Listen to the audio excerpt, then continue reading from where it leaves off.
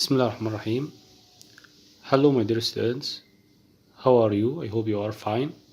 Today inshallah we will talk about Mathematics of Finance part 2, which is dealing with the compound interest, and we will start with the first chapter under the title of the future and present value at compound interest, and we will start with the first problem.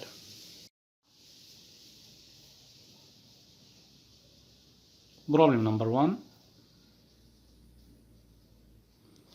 How many quarterly conversion periods are there from June 2002 to December 2008?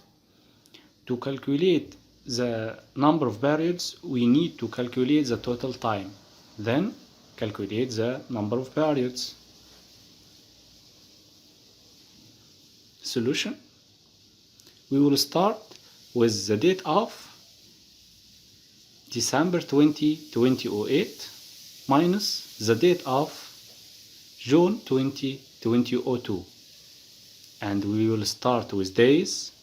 20 minus 20, which is equal 0, 12 minus 6, which is equal 6 months.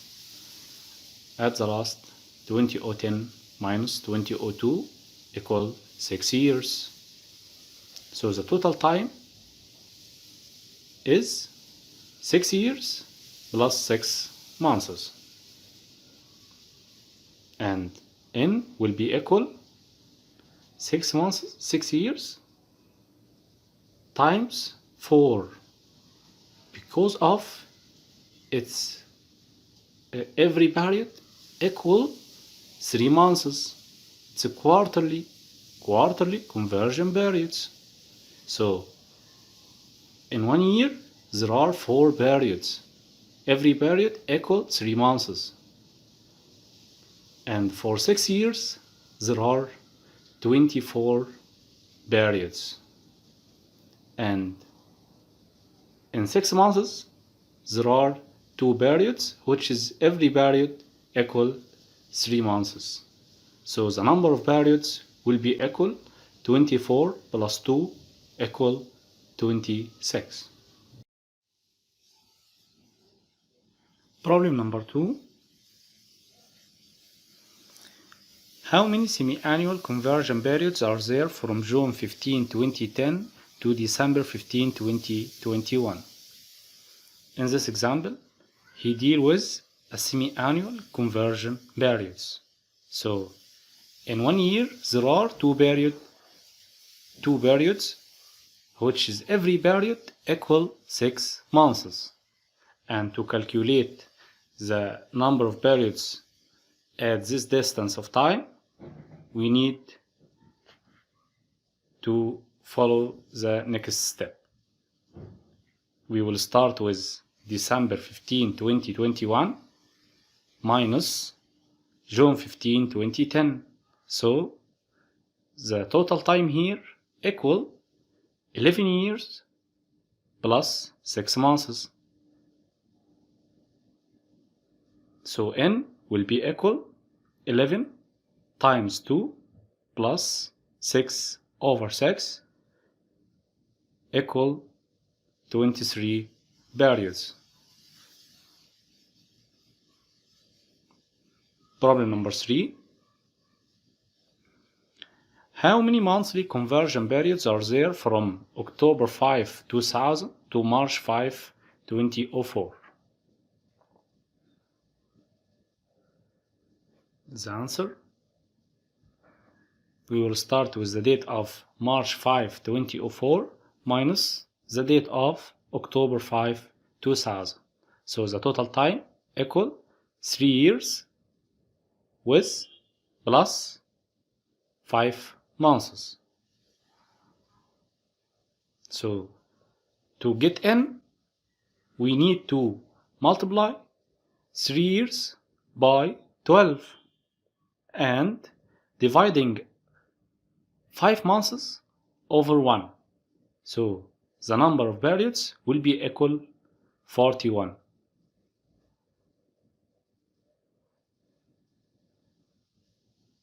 Problem number 4. A bank provides consumer loans at an annual rate of 12% compounded quarterly. Find 1. Nominal interest rate. 2. Number of compounding per year. 3. Periodic interest rate. So, the nominal interest rate is the rate per year. In our example, the rate per year will be equal 12. Number of compounding per year. In our example, we're dealing with a quarterly periods. So there are 4 periods in every year, which is every period equal 3 months. At the end, periodic interest rate, it's equal the division of nominal interest rate over number of compounding per year. Note that we sample to the nominal interest rate with letter J, and for the number of compounding per year with the letter M, and for the periodic interest rate with the letter of I. Solution: to get I, we will dividing J, nominal interest rate, over M, number of compounding per year. Note that per year, not for the total time. In our example, nominal interest rate equal 12, number of compounding per year equal 4, so M equal 4, so I will be equal 12% over 4, which is equal 3%. Problem number 5. Calculate the periodic interest rate corresponding to 7.5% compounded annually, 7.75% compounded semi-annually, 8% compounded quarterly, 5% compounded monthly. So we need to calculate the periodic interest rate. We know that I equal J over M, and for A, nominal rate equal 7.5%, and M will be equal compounded annually, so M will be equal 1. And for B, nominal interest rate equal 7.75%, and M will be equal semi-annually, so M equal 2. And for C, the nominal rate equal 8%, and M will be equal 4. At the end, the nominal interest rate for D will be equal 5%, and M will be equal 12.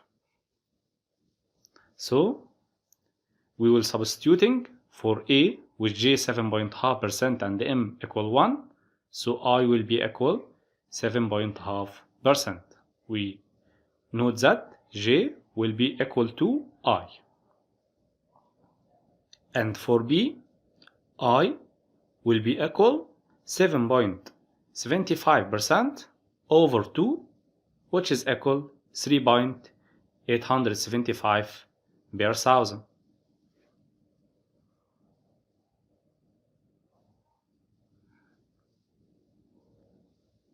And for C, I equal 8% over 4 equal 2%, and for D, I equal 10.5 over 12,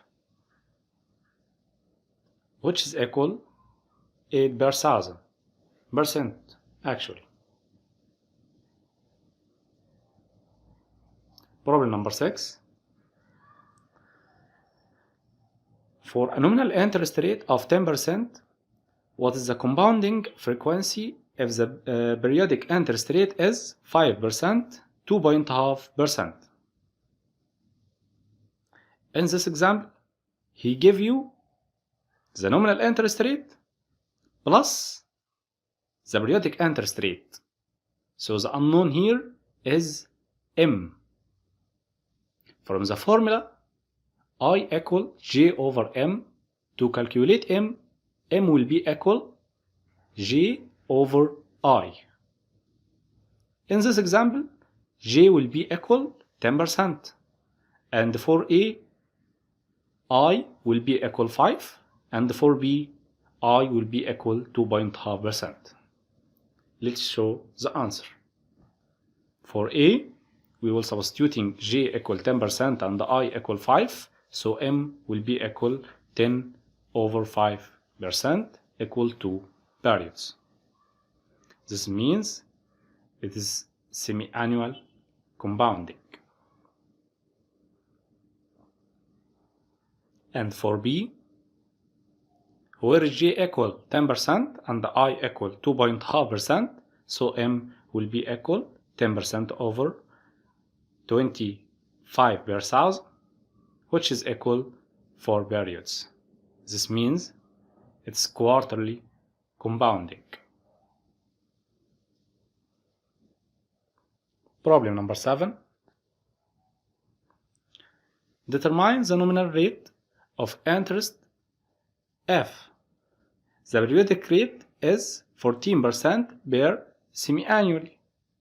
The periodic rate is 5 per thousand per month.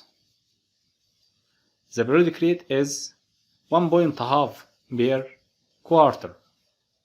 Number 2, again, the periodic rate is 5 per thousand per month. Solution. Where is I equal J over M? So J will be equal I times M. For A, by substituting I equal 14% and M equal 2 periods, so J will be equal 14% times 2, which is equal 28%. And for B, where is I equal 5 per thousand, M equal 12, so J will be equal 6%.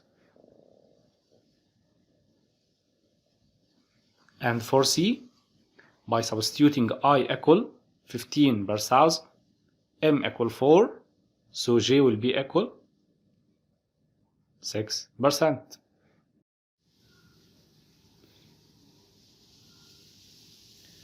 Problem number 8. Calculate the missing values. In this example, there are 3 columns. The first column, nominal interest rate, J. The second, compound frequency, M. The third, periodic interest rate, I. So, if we need to calculate any item of 3 items, we need to know the other 2 items. For number 1 and 2, we need to calculate I. We know that I equal J over M. So, in number 1, J equal 10% and M will be equal 4 because of it's quarterly. So, I will be equal 10 over 4.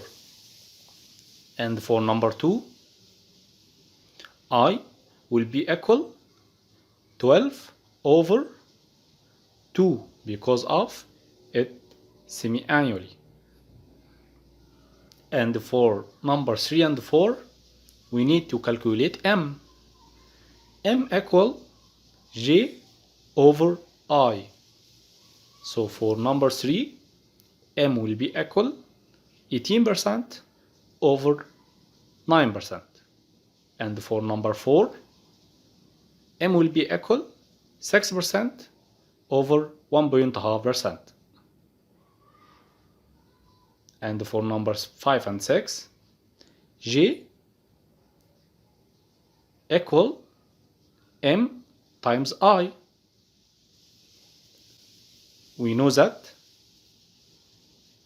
m in number 5 will be equal 12 because of it's a monthly. So j in number 5 will be equal 12 times 4 per 10,000. And for number 6, where is m quarterly? It means m equal 4, so j will be equal 4 times 3%. The answer?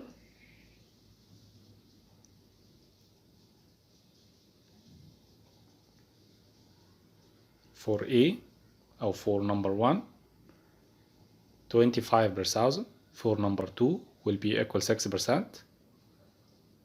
For number 3, semi-annually, that means that m equal 2. And for number 4, m equal 4 quarterly.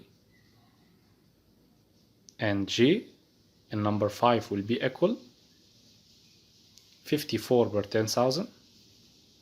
And for number 6, j will be equal 12%. Another example. Calculate the missing value. As the previous example, we calculate I from the formula of j over m for number 1 and 2. And for number 3 and 4, we calculate m from the formula of j over I. And for number 5 and 6, we calculate j from the formula of m times I. Note that in the second column, compounding frequency, N1 quarterly means 4, m equal 4. Semi-annually means m equal 2. Monthly, it's mean m equal 12. And quarterly, m equal 4. The answer, 6% over 4 equal 1.5%. 12% over 2 equal 6%. And 20% equal 5% equal 4. So m will be equal 4. 9% over 9%, that's mean m equal 12. And for number 5, j will be equal 12 times 1%, so j will be equal 12%. And for number 6, m equal 4, I equal 6%, so j will be equal 6 times 4, which is equal 24%. Next example. Calculate the missing values. As the same, note that in number 1, m equals 3, it means that the period here equal 4 months. Each period equal 4 months, not 3 months. So I equal j over m, 6% over 3, and for 2, 10 over 2. For number 3, 16 over 4%, 16% over 4. And for number 4, 9% over 3%. And for number 5, J equal M times I, so 12 times 2 at the last, J equal 4 times 2. This is the answer.